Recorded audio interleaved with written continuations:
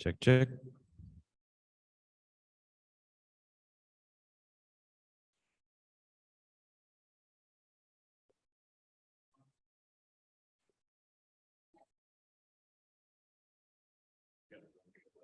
Hmm? Okay. Good morning, Teresa. You found the right room. Really? Okay. Good morning. Good to see you. Glad to be here.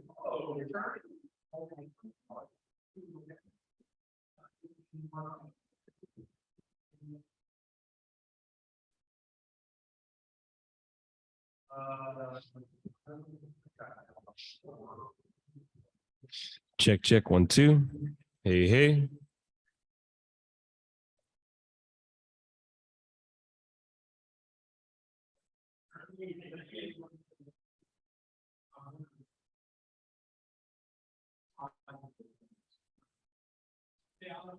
Hey, Hugh.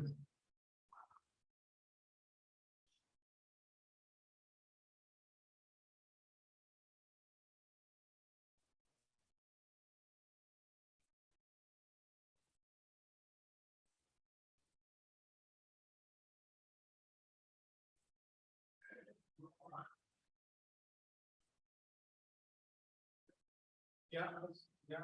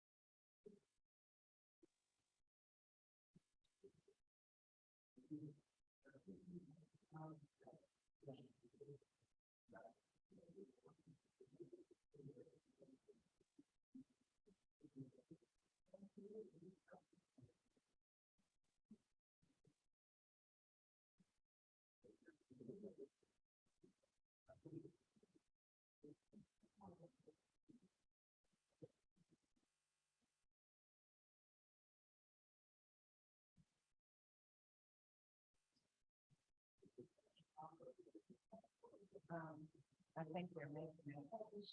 They didn't have it earlier. Okay,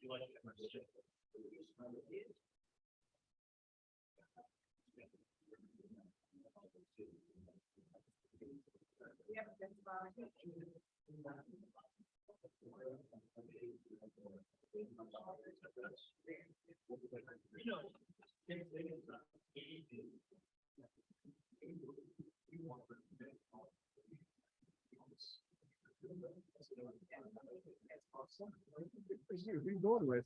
I have friends that I'm meeting down there. Okay, very nice. Coming from Toronto, Okay, and awesome. but no, I don't, I just don't like this cold weather. So, you know, I It's a good time to be leave in January, come back in maybe in March, and you know, I might come back.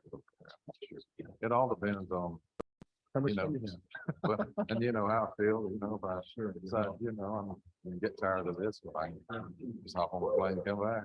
There you go. That's easy. Yeah.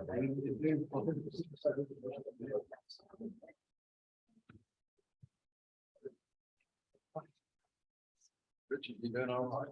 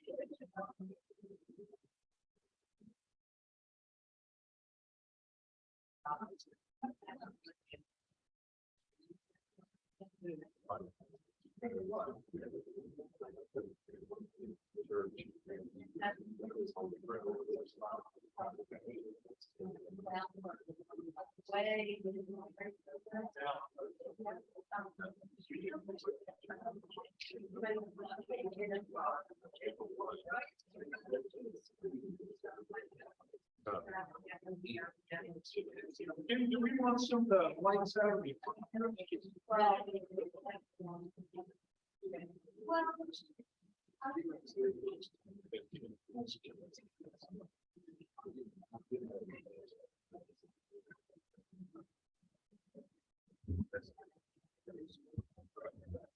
Good morning, all.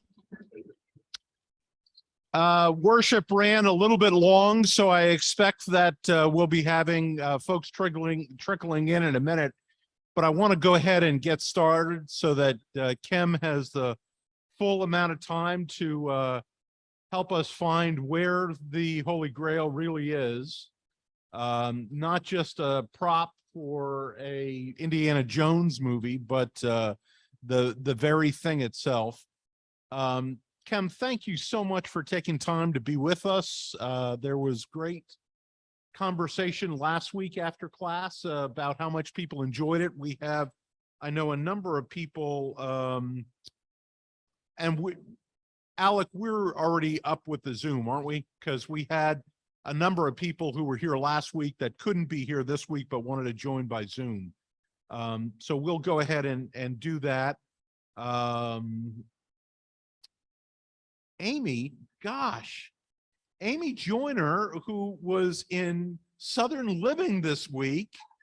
How awesome was that? That may get mentioned a little bit later, but let us go ahead and start class. The Lord be with you.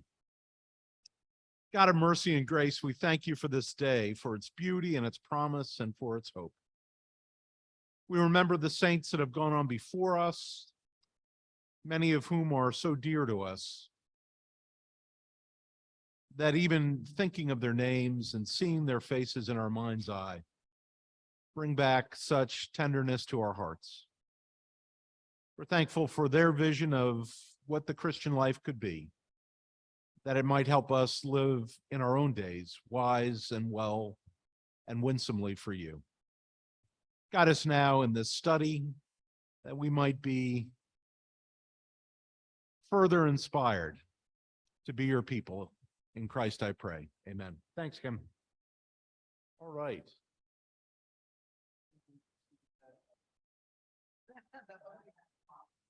Yeah, there's I brought a prop. So good morning. Reading. Let's try this again. Good morning. A little bit better. I think that's a little better. Okay. So anyway, one thing, first of all, thank you, Guy. And the most important person in this room is not me. He's in the back of the room. His name is Alec. I want you to give him applause, okay? Because every time I do a PowerPoint, it's like I'm a nervous wreck because, you know, if something goes wrong. So Alec, thank you for your good help last week in this. We're going to have a little more fun this week because this is kind of a subject. When I was in Jerusalem in 2012, which is hard to believe a decade ago, when I left Jerusalem, well, when I was there, I stumbled on this place, which is called the Upper Room. And it's not really the Upper Room because it has Gothic arches. It's not, you know, from first century. Anyway, when I was there, there's a group of Christians from Indonesia, and they were on the floor crying and wailing. It was pretty emotional. And then when I left Jerusalem and, you know, got on the plane for the ride back home, this National Geographic was, you know, for sale, so I bought it and everything. Of course, have learned. I think I've given the presentation here about the Last Supper. If I haven't, I'll come back and do it because it's really talking about the mural and why it's important and why it wasn't important and why it's controversial. Now, of course, it's been copied in so many different ways. Yeah, let me go back to that. That's fun, isn't it? Actually, of course, some scandalous representations of the Last Supper. And then there's Monty Python about the Holy Grail and Spam-A-Lot, which I won't go see. The Monty Python and the Holy Grail, I went there thinking it was really going to be a fun story. It was just sacrilegious. I just did not enjoy it at all. Am I not loud enough? Okay. Is that better? Okay. People don't really want to hear me anyway. They want to see the images. That's why I get off to the side. Okay, so we're going to talk about the Holy Grail. Now, a really good friend of mine was at steeplechase who walked up, said, "Oh, it's a monk."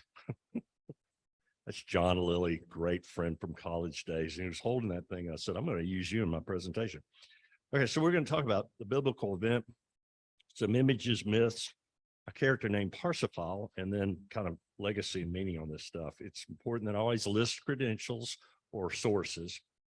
And if I say something wrong, I get something incorrect or whatever, or even just comments, just let me know because oftentimes when I'm doing it to a church group, someone's going to say, well, you didn't get that right. You messed that up.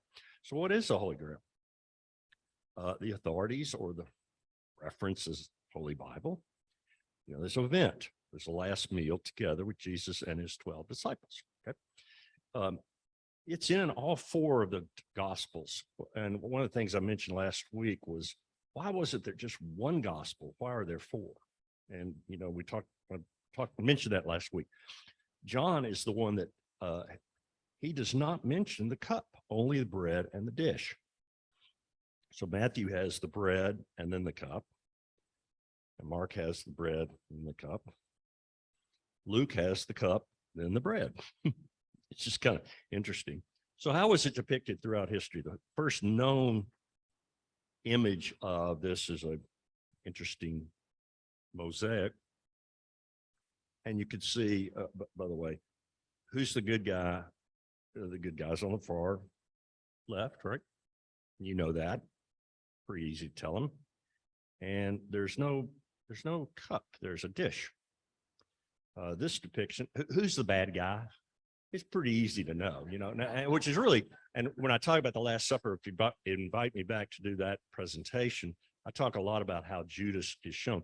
Judas was the money keeper. He was the most trusted of the apostles because he had the money. And so the fact that he's this ugly guy on one side of the table and no halo, that just doesn't make much sense. And so then the Grail is shown as, some type of cup. Here's another image, and I'm going to do a close-up.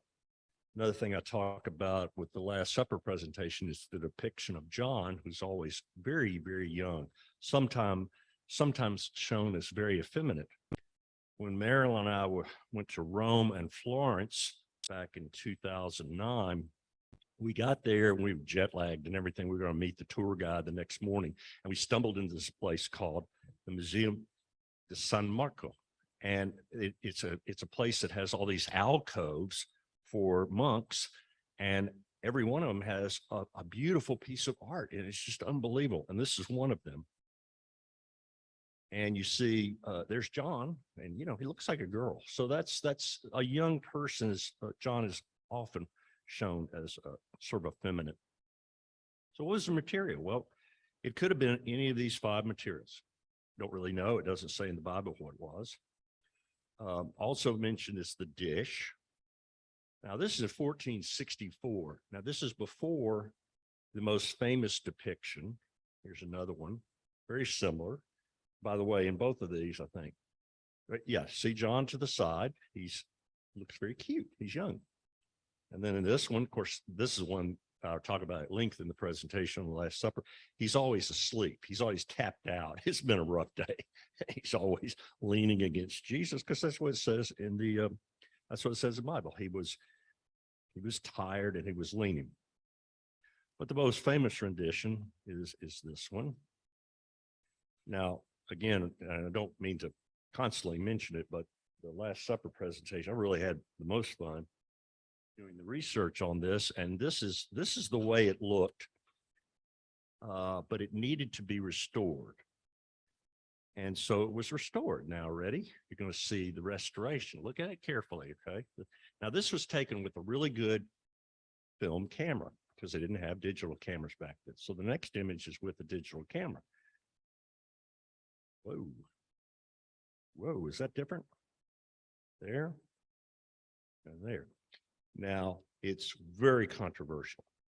And there's several professors of note that have said they ruined it. Well, we'll come back to that maybe in another presentation. Anyway, at the scene, Jesus is reaching for a cup, and it looks like glass, which is possible in the first century. Later, there are other images. This is a wonderful one. Now, who's the bad guy? Who's the bad guy? That bad guy is looking like, boy, did I mess up. I messed up bad. And this version in the 1800s, who messed up? Judas is right there looking like, uh-oh. One of the most controversial versions is the one by Salvador Dali. This is in the National Gallery. If you ever go to Washington, you must see this. It's a really big painting in a separate room. And I'm telling you, you look at it looks real. The glass, he has a glass cup. Of course, Jesus is depicted as a Caucasian, which doesn't make sense. And you don't see the faces of any of the apostles. God is above, but you can't see his face because that's not allowed. But that glass looks so real. I mean, it looks like a photograph. It's unbelievable talent that Salvador Dali had. Now, just down the street is St. George's. I don't know if y'all have seen this one. It's in their sanctuary. And it was very controversial. A lot of people didn't like it. You know, it's kind of weird because it's after the Last Supper. I think all women in this room know, oh, yeah, you guys had a big time and left the mess. And it's done, it's an acoustic thing, which means it's done with several layers. And it has a three-dimensional quality that's quite nice. And there's the cup. David Arms also did a version. He's out in Leaper's Fork. So what is the thing about the cup? Well, it goes back to Joseph Arimathea. He donated the tomb, right? It was a kind of tomb, and he said, you know, I want the body, and we'll put him in this tomb. And so there are many depictions of him, but what is kind of interesting is some of the depictions are that he was catching the blood of Jesus with a cup. You know, he somehow got a hold of the cup from the Last Supper. He was catching blood.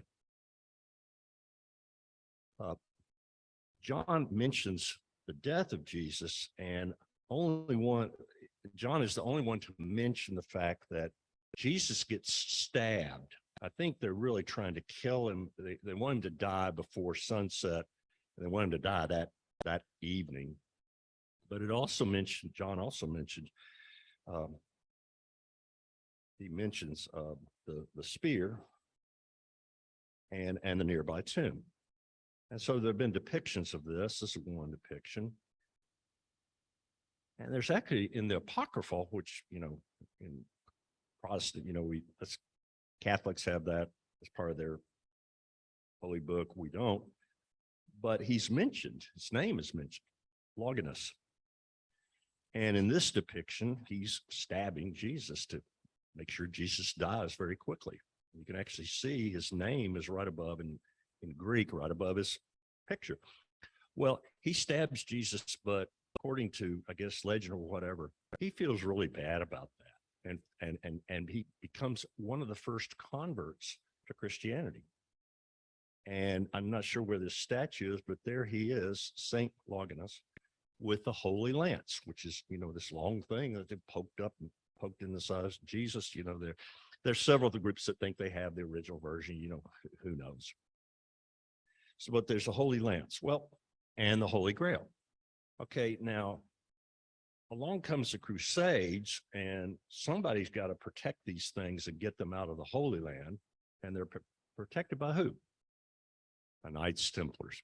You've heard of them, you know that it's a organization that was part of, you know, the Crusades, and then they hung around afterwards, and then they ended up coming back to England. One of the most interesting images is when Jerusalem was liberated in 1099. You see this incredible image, and notice the building in the back. Well, that's an Islamic shrine called the Dome of the Rock. But when the Knights Templars and the Crusaders get there, they think it is Solomon's temple. They mess up. They're like, wait, and they turn it into a church. It is an Islamic structure built 600 AD, but they think, you know, we have found Solomon's temple, you know, this structure. And that's proven by the fact that the Knights Templars have that structure on their seal. And there are a lot of woodcuts from that time, history and later, that will mention the kind of tulip-shaped dome as the Temple of Solomon. Anyway, they're entrusted perhaps bringing the Holy Grail back to somewhere, either France, Germany, or maybe England. And the history of the Knights Templars, you know, there's a whole lot of books about them, and to me, it's very fascinating. You know why Friday the 13th is considered unlucky? It's because the king and the pope had all of them killed or massacred on Friday the 13th, 1307. Wasn't a good Friday. And even though chivalry is certainly, I don't know, sometimes not real popular these days. I was a Sigma Chi ET, and we had that was a heritage that we thought was good to help people that can't help themselves. Okay, so along comes this story, and it relates to the Holy Grail, written by 3 authors in 1982. And it basically was saying that, oh my goodness, Jesus had a child. Well, that story got kind of stolen, and there was an enormous lawsuit over it by Dan Brown. And I don't know how many of you read this book. I got it in 2003 in the summer. I bought Bookstore. Don't you miss Bookstore? It was a really great place.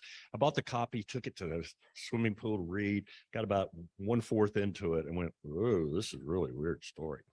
And of course, it's well done. And, Tom Hanks, such a good guy.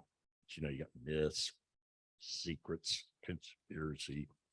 And, what he is, the book says is that this is actually a woman, Mary Magdalene, and that she had a child by Jesus. And way down the line in the family tree comes Sophie, the holy bloodline. The movie's fascinating. Tom Hanks, is over the structure and supposedly way down in the ground in some cavern or something is Mary Magdalene's tomb. So, it was a shocking bestseller, but it's fiction. Okay, let's get that right. And there are a lot of books that have been written why it's one of the best things is that he calls the Last Supper painting by Leonardo da Vinci, he calls it a mural. Well, no, he calls it a fresco. Okay, that's a big boo-boo because it's not a fresco, it's a mural. It was painted, a fresco is using wet plaster and paint is applied to it. And it makes it really permanent once it dries. But you kind of have to do it and finish it. And Leonardo was such a procrastinator. I love the guy who's a procrastinator. And he kept coming back and changing it. He did it in tempera. So for Dan Brown, this great artist, to say it was a fresco, big boo-boo. So in the Middle Ages, what happens is after supposedly the Grail and the Holy Lance are brought back to, they've lost the Crusade. The Crusade was a disaster. And so the Knights Templars or some group bring things back. And so there's stories in medieval literature, and they really focus on 2 characters. One is that Joseph Arimathea actually came with them or something, and they get the Grail exists, but it's got to be protected. And then the kind of King Arthur legend is that no, it got lost and they've got to find it. It's 2 different stories. This story pops up, Parsifal, and it is a interesting story about kind of this youngster who was stupid and naive, and therefore he was literally like kind of jungle man that shows up and to a group of the Knights Templars, and because he's kind of dumb and almost a wild man, he's the only one that can get the not the Holy Grail, but the Holy Spear. It's like his stupidity or his naivety, whatever. He's the one that they figure out. He's the one that can go find the lost spear. And this is a depiction of, this is later in the story after the Grail has been bought. I can look at the Grail. It's beautiful, got it. And that is Parsifal or Parsifal or Parzifal, depending, his name is spelled with different letters, and so spelling's different, pronunciation's different. But he is the one that is, he's the one that's he has the Grail because it's in this castle thing. His real job is to go find the lance. Of course, there's always an evil woman involved, right? Right, guys? Uh-oh, shouldn't have said that. So Richard Wagner wrote, and it's his longest opera, and I don't know if you're an opera fan. I'm really not an opera fan at all, except for a few operas. And this is the most wonderful opera. It's very religious and it's really long. And saw it at the Met with my dad, which is a special moment. But the big thing is that Parsifal goes and he finds this evil guy, Klingsor, and he gets the spear back.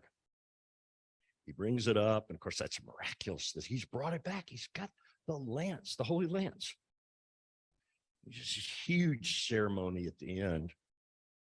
And part of this is a piece of music in it called the Good Friday Spell, which is a short piece of music that's often played around Easter, Good Friday, to symbolize the fact that, and you can tell he's a guy, he runs around half dressed, whatever. I mean, he's kind of a loose cannon, but he's the one that could do that. And so he comes in and they have the final ceremony. The Grail is there, and it's actually, they bring it up.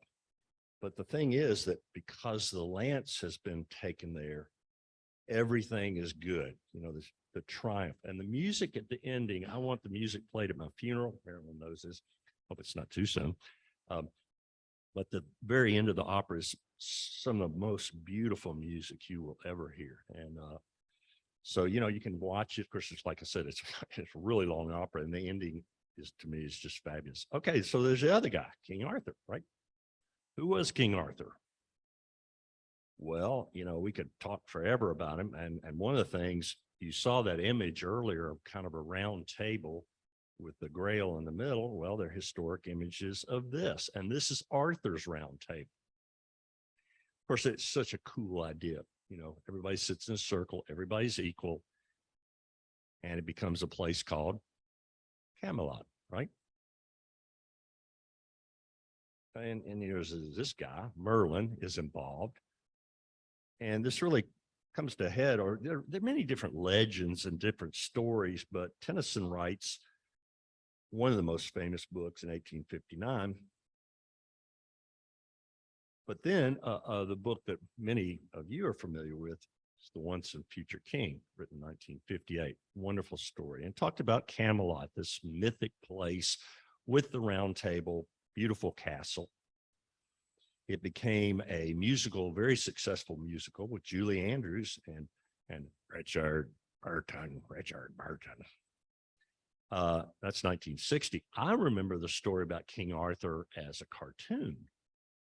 I don't know if folks, if you remember this, but the Sword and the Stone, and that little guy's his nickname is Wart, and he ends up, of course, becoming King Arthur. And then the movie comes out in 67, which is absolutely fabulous and sad, very sad ending, because Lancelot and Guinevere sort of fall in love, and King Richard's out of luck. And they depict the castle in this image. Where was that? Well, legend goes that that in Norman England, which would have been the time some of these stories really get, some of the earlier legends really take hold, is that it's a part of England called Cornwall, which is, let me go back. Cornwall is kind of this southwestern edge. And because it's kind of sticking out in the ocean, it's very windy. And I don't know if anybody has been there, but it's now on my bucket list to go there. And on that long stretch is an island. And the legend is that is where Camelot might have been. And Camelot is referred to as a different name. It's called, and I don't know exactly how it pronounces, Tintagel Castle. And it's on an island. You can see the island to the side, and that the castle was actually on this island, which was great for protection. And that's where, another close-up version of it, that's where King Arthur was, maybe, not sure. They have a bridge to get there for tourists. And of course, the ruins. So it's in, it's really, it's all, just stones you kind of walk around. Of course, it's a tourist destination. And to signify that, this sculptor did this incredibly beautiful piece of sculpture where his body sort of dissolves, and it's on that edge of the land overlooking the sea. King Arthur, his folks tried to protect the Grail and or find it. And here's the last scene in the movie. Okay. Do you remember the last words in the movie? What is it? Run, boy, run. Yeah, he basically knights this young man, Rich, and says, he knights him because the movie's ending. There's going to be a war between them, and so the Holy Grail is not mentioned, but his sword is called Excalibur, the one he pulled out of when he was young, and he tells the boy, "Run, boy, run." And I just love that when it happens in the movie. So, okay, but we're going to have more fun as we wrap things up. Everybody like this movie? Okay. Do you realize when it was made? 89. That's when my son was born. He's 33 now. I thought, that movie's not that old, is it? Yeah, it is. Oh my gosh. Now,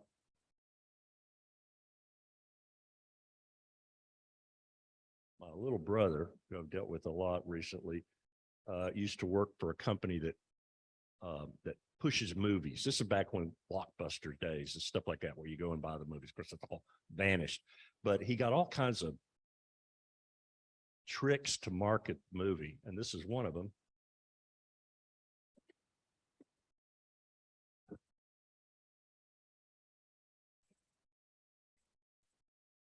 I know that I look a whole lot like Harrison Ford, right? No.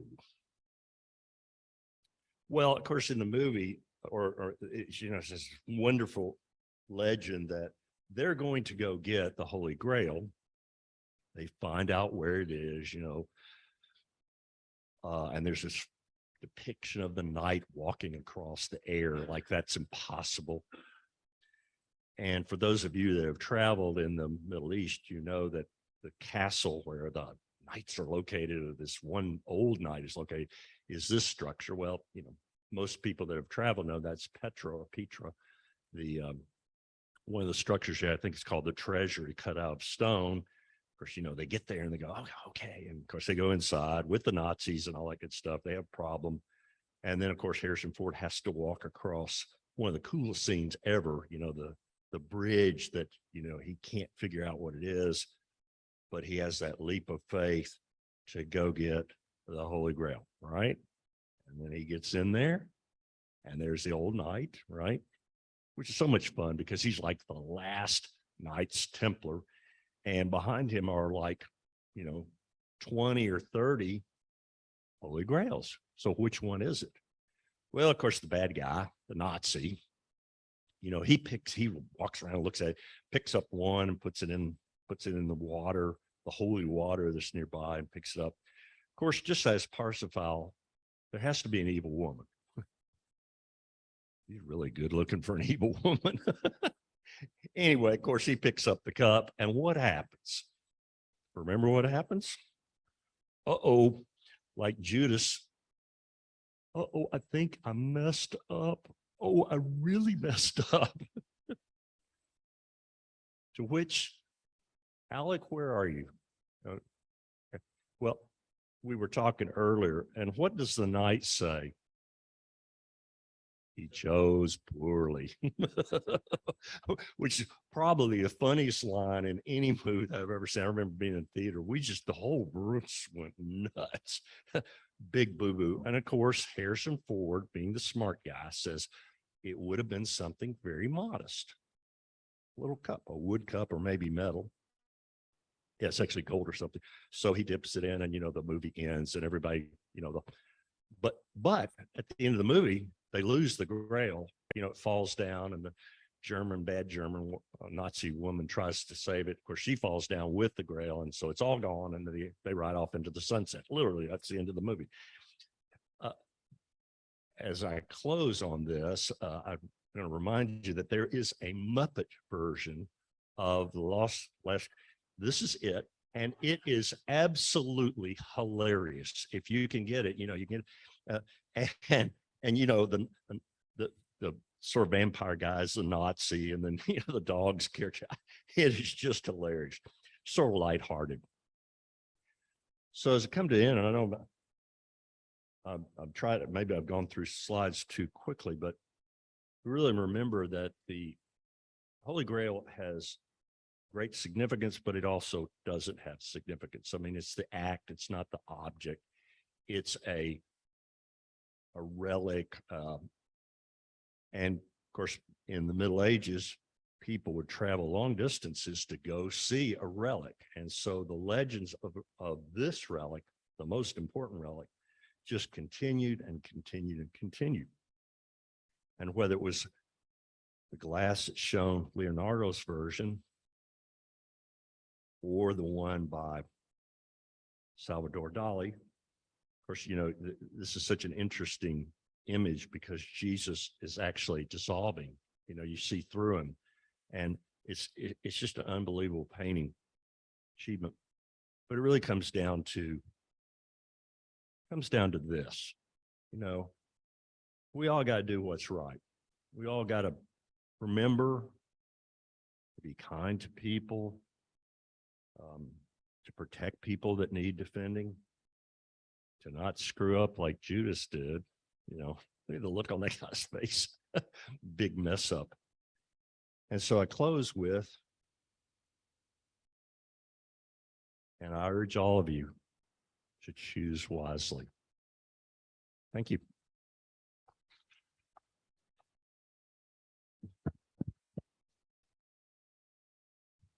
Good hat. Let's, if folks have questions, I've got a couple. First, when you were showing from the Da Vinci codes, I wonder, as an architect, have you ever had a chance to go to Rosslyn Chapel in Scotland? No, I haven't. Marilyn, I went to London, went just to London 40 years ago. So almost 4 years ago. No, I have that. England's now on the bucket list big time to go to that chapel, to go to see the Tintagel or whatever castle that they think may have been the original Camelot, and the British Library, British Museum. It's just south of Edinburgh, and it's well worth going to. It's one of the most unusual ecclesiastical structures I've ever been in. Yeah, it's kind of isn't it kind of a ruin? No, it's actually a chapel. It's actually a chapel. Yeah, but it's stuck in the middle of nowhere. Kind of. It's really interesting. Questions folks have? You're letting me off.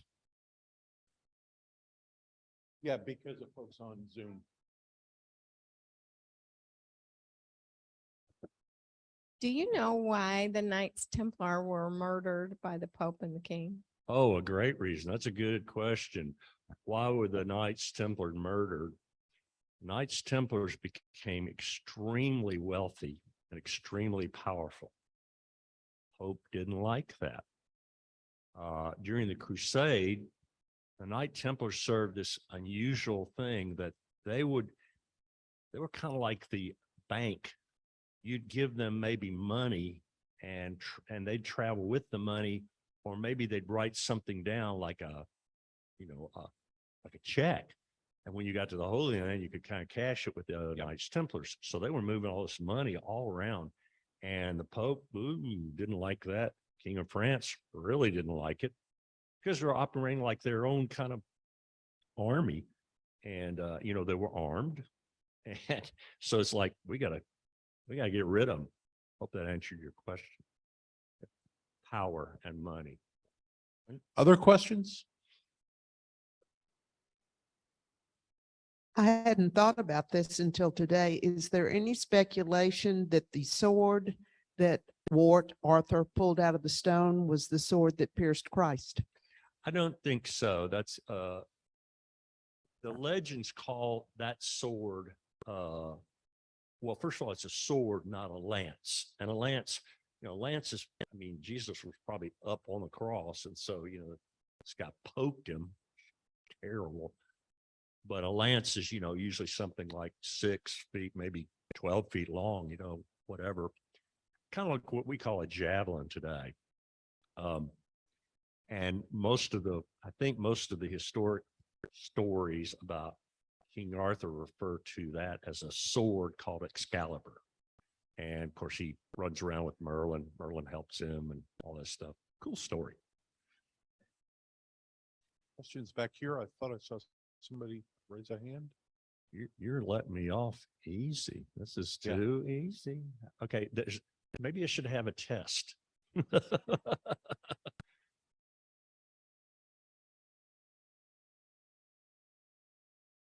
Uh-oh, I know this guy.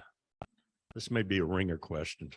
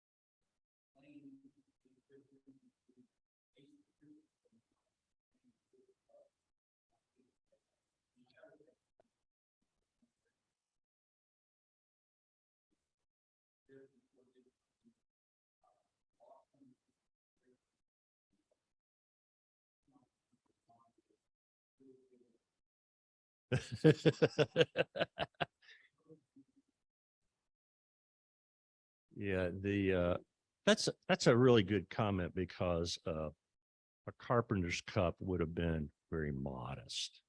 Jesus, he entrusted money to the bad guy, and so it probably was something very, very simple. All right, any others? This is too easy for me. Okay. Yep. Well, okay, so and look this up. Thank you again for having me here. Okay. Y'all have a great week.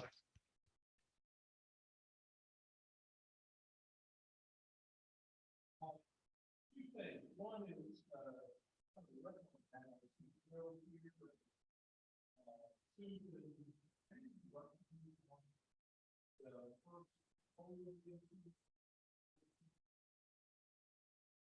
we were at the garden city in Israel, which is just outside the walls, and run by kind of people who develop, and they have this wonderful big walking city. And so it's something like, some are looking for, I think it's some